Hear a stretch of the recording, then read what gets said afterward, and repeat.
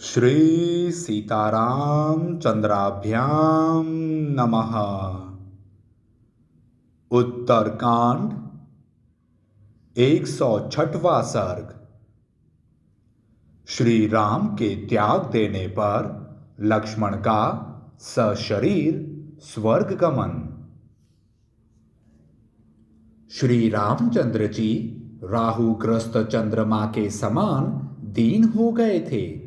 उन्हें सिर झुकाए खेद करते देख लक्ष्मण ने बड़े हर्ष के साथ मधुर वाणी में कहा, महाबाहु, आपको मेरे लिए संताप नहीं करना चाहिए, क्योंकि पूर्व जन्म के कर्मों से बंधी हुई काल की गति ऐसी ही है। सौम्य, आप निश्चिंत होकर मेरा वध कर डालें और ऐसा करके अपनी प्रतिज्ञा का पालन करें। काकुत्स, प्रतिज्ञा भंग करने वाले मनुष्य नरक में पड़ते हैं।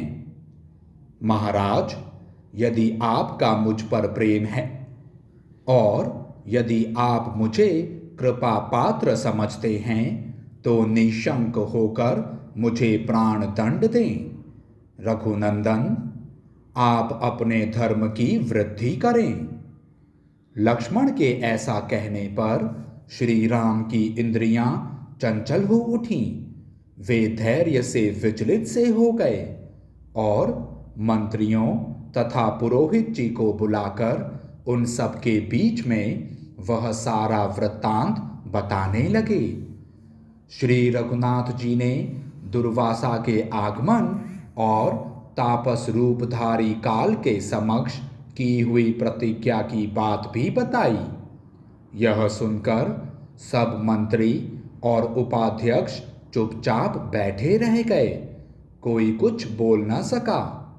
तब महातेजस्वी वशिष्ठ जी ने यह बात कही, महाबाहो, महायशस्वी श्री राम, इस समय जो रोंगटे खड़े कर देने वाला विकट विनाश आने वाला है, तुम्हारे साथ ही बहुत से प्राणियों का जो साकेत गमन होने वाला है और लक्ष्मण के साथ जो वियोग हो रहा है, यह सब मैंने तपोबल द्वारा पहले से ही देख लिया है।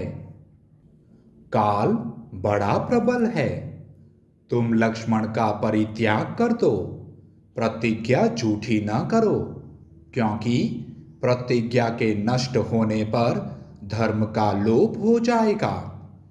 धर्म का लोप होने पर चराचर प्राणियों, देवताओं तथा ऋषियों सहित सारी त्रिलोकी नष्ट हो जाएगी, इसमें संशय नहीं है। अतः पुरुष सिंह, तुम त्रिभुवन की रक्षा पर दृष्टि रखते हुए लक्ष्मण को त्याग दो और उनके बिना अब धर्म पूर्वक स्थित रहकर संपूर्ण जगत को स्वस्थ एवं सुखी बनाओ। वहां एकत्र हुए मंत्री, पुरोहित आदि सब सभासदों की उस सभा के बीच वशिष्ठ मुनि की कही हुई वह बात सुनकर श्री राम ने लक्ष्मण से कहा, सुमित्रा नंदन, मैं तुम्हारा परित्याग करता हूं, जिससे धर्म का लोप न हो। साधु पुरुषों का त्याग किया जाए अथवा वध, दोनों समान ही हैं। श्री राम के इतना कहते ही लक्ष्मण के नेत्रों में आंसू भर आए। वे तुरंत वहां से चल दिए, अपने घर तक नहीं गए। सरयू के किनारे जाकर उन्होंने आचमन किया और हाथ जोड़ संपूर्ण इंद्रियों को वश में करके प्राण वायु को रोक लिया। लक्ष्मण ने योग युक्त होकर श्वास लेना बंद कर दिया है। यह देख इंद्र आदि सब देवता, ऋषि और अप्सराएं उस समय उन पर फूलों की वर्षा करने लगी।